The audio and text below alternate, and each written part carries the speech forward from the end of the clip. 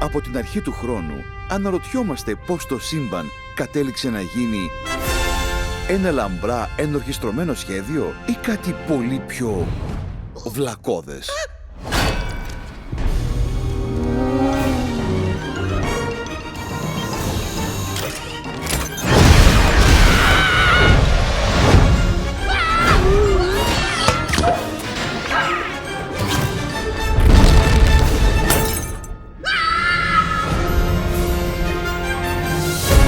Είσαι το αγέρι στις ψήρες μου, η πρασινάδα του ματιού μου. Θέλεις να γίνεις το τέρι μου για πάντα? Θέλω να χωρίσουμε. Παρεμπιπτόντως, δεν μοιάζεις με τη φωτογραφία στο προφίλ σου. Φέτος, Ψάχνω την αληθινή αγάπη. Τόσα πολλά κοιτάω. Δείτε! Πέφτει αστέρια!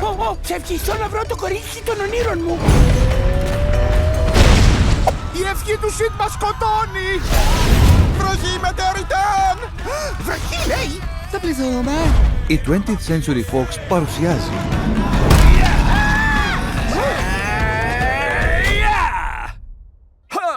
Γεια σας, Μαμούθ! Μπακ, τι κάνεις εδώ? Μόλις ξεκίνησε.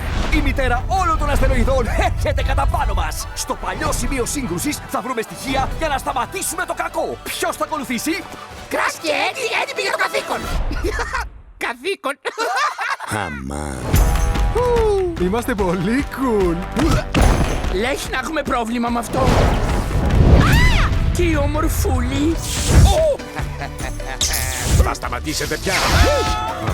Μάνι, Έλλη, Σιντ, Διέγκο, Μπακ και Σκράτ. Ως εδώ. Καλάστρα! Έρχεται! Τρέξτε, τρέξτε! Μπείτε στη σπηλιά! Γρήγορα, γιαγιακά! Να μου λείπουν τα γρήγορα! Με έχει χτυπήσει και ραπνός πια πολλές φορές! Γιαγιακά! Αφού σας έχεις φάει πρωινό! Η εποχή των παγετώνων σε τροχιά σύγκρουσης. Νομίζω πως χώπασαν. Ναι, σταμάτησαν εντελώς. Είσαι ξεμείνει ένας. Σύντομα και σε 3D.